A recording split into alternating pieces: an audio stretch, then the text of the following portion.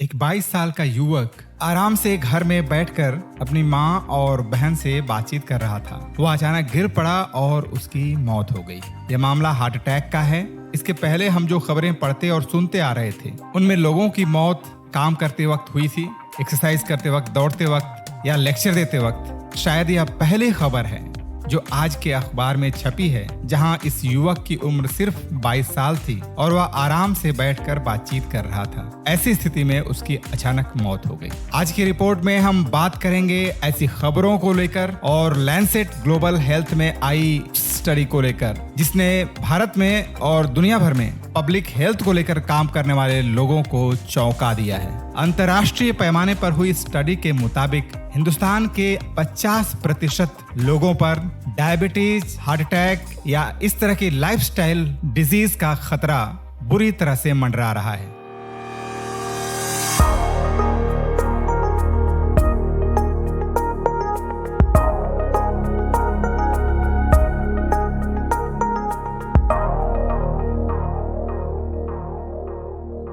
नमस्कार, मैं हूं उपेंद्र कुमार यादव और आज के पॉडकास्ट में आगे बढ़ने से पहले एक रिक्वेस्ट। इस पॉडकास्ट में मैं आपके साथ देश दुनिया में होने वाले बदलाव और ज्ञान विज्ञान के क्षेत्र में नई घटनाओं को समझने की कोशिश करता हूं। मेरी गुजारिश है कि यह बातचीत ज्यादा से ज्यादा लोगों में जाए। इसके लिए इस YouTube चैनल को आप प्लीज सब्सक्राइब कीजिए। बात करते हैं हिंदुस्तान में 50 से 60% लोगों के ऊपर मंडरा रहे खतरे को लेकर। जैसा कि हम जानते हैं, लैंसेट सेहत के मामले में एक बहुत ही प्रतिष्ठित जर्नल है। ग्लोबल हेल्थ की लैंसेट की यह स्टडी बहुत ही मशहूर है और लैंसेट की जो नई स्टडी आई है, जिसे पब्लिकेशन में लैंसेट ग्लोबल हेल्थ का नाम दिया गया है, इस स्टडी में इसने दुनिया भर के 197 देशों पर साल 2000 से 2022 तक की गई ऐसी स्टडीज को शामिल किया है, जिसमें कम से कम 50 से 70 लाख लोगों पर यह स्टडी की गई थी। 22 सालों के इस असेसमेंट के मुताबिक भारत में 49.4% लोग पर्याप्त फिजिकल एक्टिविटी नहीं करते और इस वजह से उन पर लाइफस्टाइल से होने वाली बीमारियों यानी कि डायबिटीज, हार्ट अटैक और कई तरह के कैंसर का खतरा मंडरा रहा है। आमतौर पे ऐसी स्टडी को हम लोग पढ़ते हैं और नजरअंदाज कर देते हैं, यह मानकर कि यह स्टडी सीधे सीधे हमें एड्रेस नहीं कर रही है। लेकिन इस पर मैं इसलिए बात कर रहा हूं कि यह स्टडी आज के हर भारतीय के जीवन से सीधे तौर पर जुड़ी हुई है और खतरा सिर्फ 50% नहीं है। अगर हम व्यवहारिक जीवन में देखें तो यह आंकड़ा इससे भी ज्यादा आएगा। इसलिए आज की रिपोर्ट में मैंने इसे शामिल किया है बातचीत के लिए। इस आंकड़े को इसके पहले के आंकड़े से जरा एक बार कंपेयर कर लेते हैं। साल 2000 में लैंसेट ग्लोबल हेल्थ की स्टडी में 22.3% लोगों को फिजिकली इनएक्टिव पाया गया था और उसके 22 साल बाद यानी कि 2022 में फिजिकल इनएक्टिविटी का यह आंकड़ा 22.3% से छलांग मारकर 49.4% पर पहुंच गया है। यानी कि 2022 में आधे भारतीय फिजिकल इनएक्टिविटी के शिकार थे। बता दूं कि लैंसेट ग्लोबल हेल्थ की इस स्टडी में साल 2000 से 2022 के बीच जो आंकड़े हैं, इन आंकड़ों में पाया गया कि महिलाओं में फिजिकल इनएक्टिविटी यानी शारीरिक निष्क्रियता की यह दर 57% है और पुरुषों में यह 42% है। इससे साफ है कि महिलाओं में फिजिकल इनएक्टिविटी ज्यादा देखी जा रही है। लैंसेट का अनुमान है कि अगर फिजिकल इनएक्टिविटी के इस ट्रेंड को नहीं रोका गया तो साल 2030 तक 60% वयस्क भारतीय आबादी अपर्याप्त फिजिकल एक्टिविटी का शिकार होगी और उनमें लाइफस्टाइल डिजीज यानी हृदय रोग, टाइप 2 डायबिटीज, डिमेंशिया, अल्जाइमर और कई तरह के कैंसर का खतरा मंडरा रहा होगा। यहाँ जानना जरूरी है कि पर्याप्त फिजिकल एक्टिविटी का मतलब क्या है। बता दें कि एक्टिविटी का मतलब यहाँ एक्सरसाइज है, न कि अपने रोजमर्रा के कामकाज। कई लोग ऐसा मानते हैं कि वे मेहनत मशक्कत के जो कामकाज कर रहे हैं वह उनकी फिजिकल एक्टिविटी का ही हिस्सा है, जबकि फिजिकल एक्टिविटी सिस्टमेटिक एक्सरसाइज को माना जाता है। वर्ल्ड हेल्थ ऑर्गेनाइजेशन के पैमानों के मुताबिक हफ्ते में 150 मिनट से 300 मिनट की मॉडरेट एरोबिक एक्टिविटी पर्याप्त फिजिकल एक्टिविटी का उदाहरण है। फिजिकल एक्टिविटी की इस समय सीमा को मॉडरेट से लेकर इंटेंस एक्टिविटी में डिवाइड किया जा सकता है, बांटा जा सकता है। अगर 150 मिनट की मॉडरेट इंटेंसिटी वाली एक्सरसाइज को हम लें तो उसके साथ करीब करीब 75 से 100 मिनट की अगर हम इंटेंस वर्कआउट जोड़ दें तो इस तरह से हफ्ते में फिजिकल एक्सरसाइज का एक औसत बनता है। जिन 197 देशों में यह स्टडी की गई है, अगर उनके आंकड़ों को लें तो अपर्याप्त फिजिकल एक्टिविटी के मामले में भारत टॉप से 12वें स्थान पर है। और यह आंकड़ा चौंकाने वाला है कि भारत में किस तरह से पब्लिक हेल्थ इमरजेंसी की स्थिति बन रही है।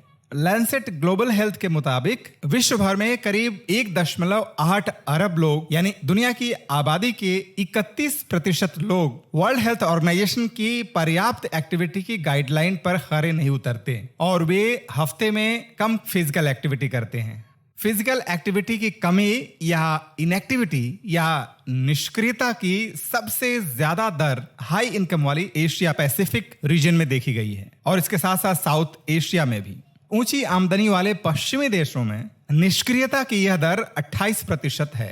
लैंसेट की इस ग्लोबल स्टडी में भारतीय आंकड़ों पर ज्यादा फोकस किया गया है। उनका मानना है कि गैर संक्रामक रोगों के मामले में भारत बिल्कुल खतरे के मुहाने पर खड़ा है। अगर भारत में फिजिकल एक्टिविटी के इस सोशल बैकग्राउंड में जाएंगे तो सबसे ज्यादा निष्क्रियता शहरी क्षेत्रों में अधेड़ उम्र की महिलाओं में देखा गया है। हालांकि लैंसेट का कहना है कि निष्क्रियता की यह महामारी भारत में कमोबेश सभी आयु वर्ग के लोगों में है। बता दें कि भारत में फिट इंडिया और लेट्स मूव इंडिया जैसे इनिशिएटिव लिए गए हैं, लेकिन अभी भी ये बहुत ही अपर्याप्त है। कम शारीरिक गतिविधियों की इस ग्लोबल स्टडी का बहुत ही महत्व है क्योंकि साउथ एशिया और एशिया पैसिफिक रीजन में एक तरह से पब्लिक हेल्थ इमरजेंसी की स्थिति बनने वाली है। इन देशों में जो लाइफस्टाइल डिजीजेस हैं यानी कि हृदय रोग, डायबिटीज, डिमेंशिया, कई तरह के कैंसर, इसके अलावा तमाम तरह के मेटाबॉलिक डिसऑर्डर हैं, ये महामारी की तरफ फैल रहे हैं। ध्यान रहे कि ये आंकड़ा साल 2000 से 2022 तक का है। यही वह समय है जब भारत पूरी तरह से लिबरलाइजेशन की दौर में तेजी से बढ़ रहा था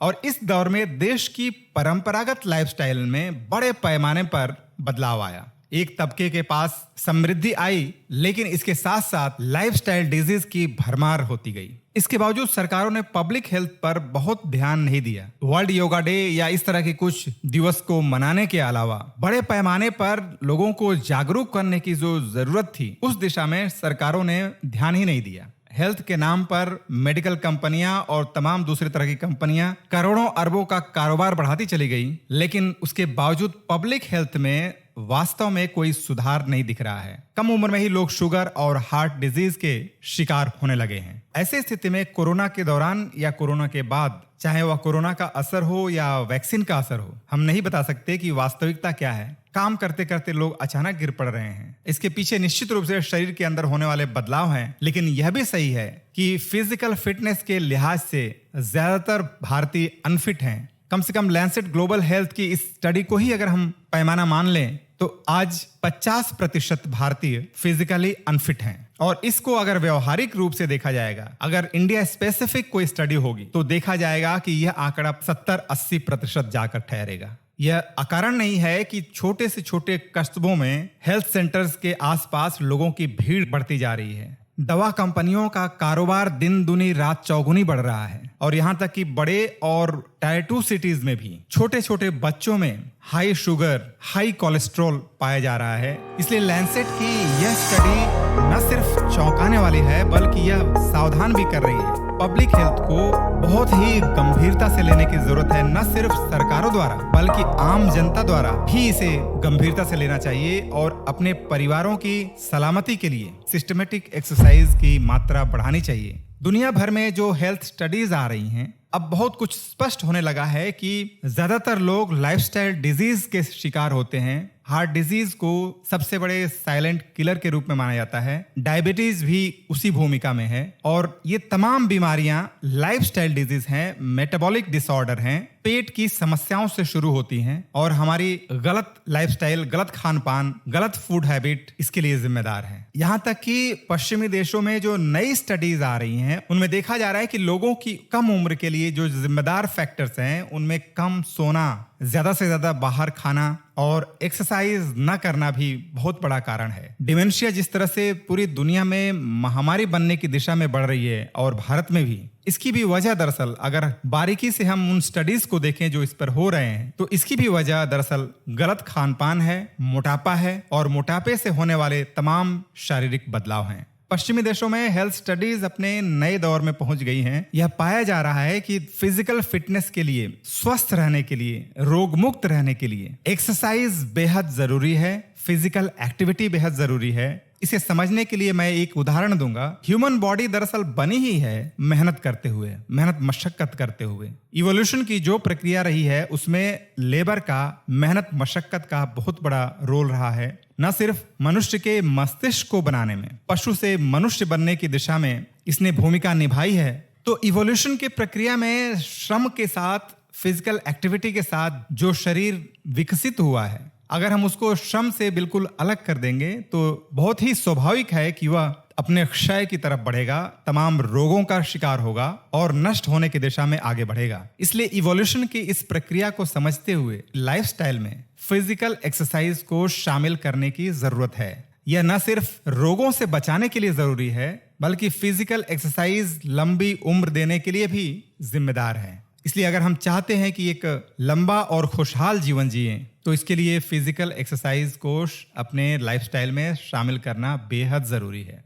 इधर पिछले एक दशक में पश्चिमी देशों में दीर्घायु यानी लॉन्जेविटी पर काफी रिसर्च शुरू हुई है। करीब करीब $30 बिलियन का यह उद्योग हो चुका है। करीब 50 से 60 कंपनियां ग्लोबल लेवल पे इसमें सक्रिय हैं। लॉन्जेविटी रिसर्च में देखा जा रहा है कि शरीर को फैट से मुक्त रखना यानी फिजिकल एक्सरसाइज लंबी आयु यानी दीर्घायु की रहस्यमय कुंजी है। अगर आप फिजिकल एक्टिविटी नहीं करते हैं तो आज ही शुरू कीजिए। मॉर्निंग वॉक या एक्सरसाइज को अपने जीवन में शामिल कीजिए। यह ध्यान रहे कि एक्सरसाइज आराम से शुरू करने की चीज है। इसमें बिल्कुल ही जल्दबाजी ना करें। हल्की फुल्की एक्सरसाइज से शुरुआत करें और 3 महीने से 6 महीने बाद जाकर धीरे धीरे इंटेंसिटी को आराम से बढ़ाने की कोशिश करें। और किसी भी मोड़ पर, किसी भी पॉइंट पर अचानक भारी भरकम कोई एक्सरसाइज या कोई काम करने की तरफ न बढ़ें। एक्सरसाइज शुरू करने से पहले हमेशा ही जो रूटीन होती है कि एक एक्सपर्ट की सलाह जरूर ली जाती है, किसी डॉक्टर की सलाह ली जाती है। 2-4 हेल्थ चेकअप भी कर लेने चाहिए ताकि पता चले हमारे शरीर के अंदर क्या स्थितियां हैं। उनके सजेशंस के आधार पर एक्सरसाइज शुरू करनी चाहिए। आज के पॉडकास्ट में इतना ही। अगर यह बातचीत आपको जरूरी लगती है इसे लाइक कीजिए, शेयर कीजिए और अगर आपने इस चैनल को सब्सक्राइब नहीं किया है तो प्लीज इसी वक्त सब्सक्राइब कीजिए। फिर मिलते हैं नए पॉडकास्ट में नए इशू के साथ। देश दुनिया में होने वाले बदलाव के ट्रेंड को समझने के लिए या ज्ञान विज्ञान के क्षेत्र में किसी नए डेवलपमेंट को लेकर बातचीत करेंगे। मेरे साथ बने रहिए। धन्यवाद।